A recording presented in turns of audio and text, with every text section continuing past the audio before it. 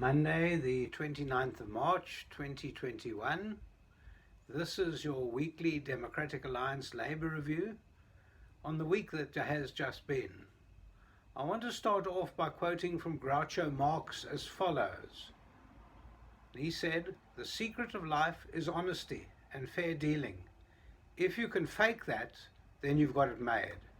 Well, as we lead up to the local government elections in October this year, we see that there are real problems. The ANC is riddled with theft, corruption, fraud, and every other ill that can be expected from crooked politicians and civil servants.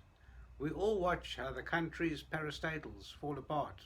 In fact, our country's economy is falling apart, and we need to watch this carefully. And we've seen so much of it in the last few weeks, and in particular this last week. Today we're going to discuss the Compensation for Occupational Injuries and Diseases Act, the revised return of earnings, and also the Compensation for Occupational Injuries and Diseases Act, their revised assessments. All these forms, and there are many of them, have been revised quite radically, making it incredibly difficult for employers to do the proper process. It's going to be almost impossible for those that want to go and register their domestic workers and to get that right. I'm not sure how it's going to be done.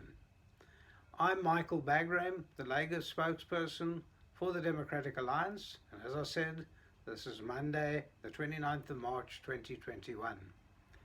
In essence, there are going to be made representations to the Labour Portfolio Committee over the Zoom platform on changes to the compensation fund and discussions with regard to employment equity. Many parties have come forward to put their complaints and comments, and there will be 2 weeks of oversight visits listening to the suggestions. This will be done on Zoom, but it'll be interesting to see what the public feel about these pieces of legislation. Government is hell-bent on making it more and more difficult in terms of employment equity, and indeed, to the horror of many, of the compensation fund will be more and more difficult as well. As you know, the compensation fund is completely dysfunctional and has been so for 2.5 decades. It can only get worse. I did about a year ago in one of these broadcasts talk about a case that I had that had had its 21st birthday. A man had lost the eyesight in an industrial accident in Port Elizabeth, and we're now on the 22nd birthday of him trying to claim from the compensation fund. And I don't see an end to it either. The Minister of Employment and Labour, Thulas Nkesia, said that the UIF has no further monies to extend the fund, but in the same breath, that same minister tells us that they've managed to claw back a whole lot of money from people who had stolen from the UIF. He said that at the moment they've clawed back about 2 billion rand and counting. So they're going to get a lot more back from the people who are stealing. Now, I'm not sure where that money is going. Why all of a sudden is that money not being reflected? Why can't they use that to extend the TERS payment? It doesn't make any sense. And if they're getting the money back, hopefully that's not going to someone else who's going to steal it.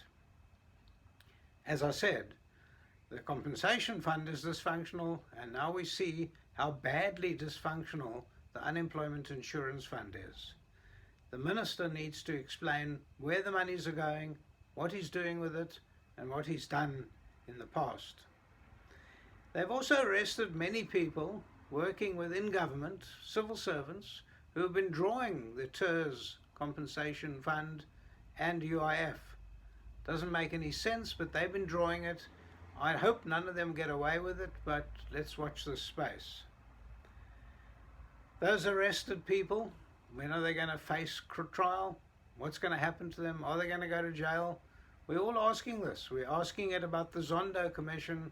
We're asking about the former president, the thief that he was.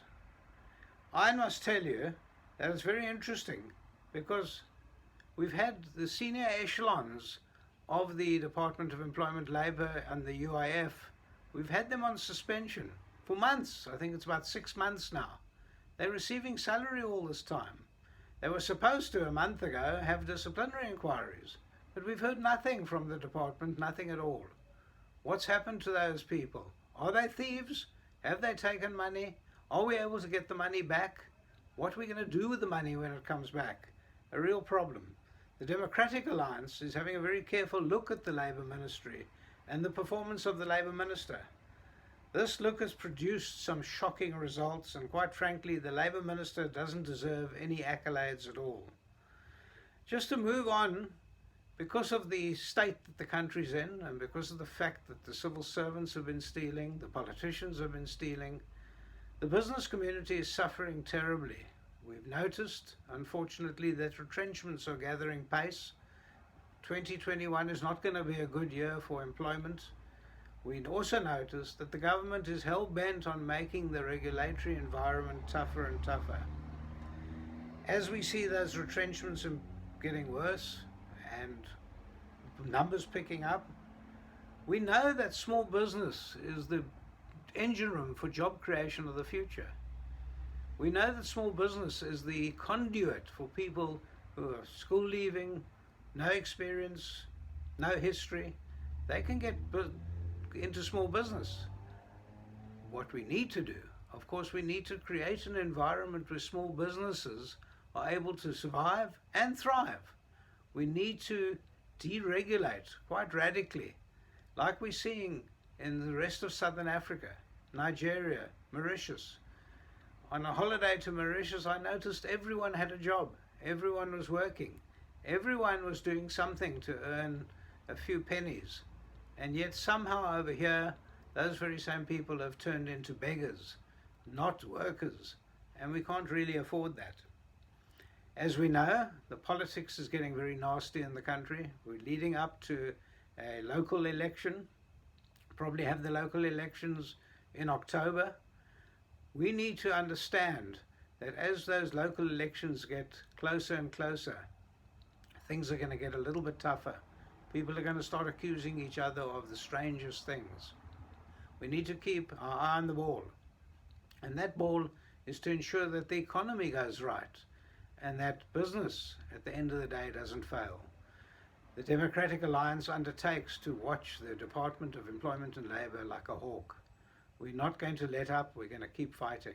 So thank you once again for listening to me. It's Michael Bagram, Labour spokesperson, Monday the 29th of March 2021. Please spread this message. Please send it on Facebook to friends. Do whatever you can to get the message out. But we need to be very careful and watch everything that the Department of Employment and Labour does. Thank you once again.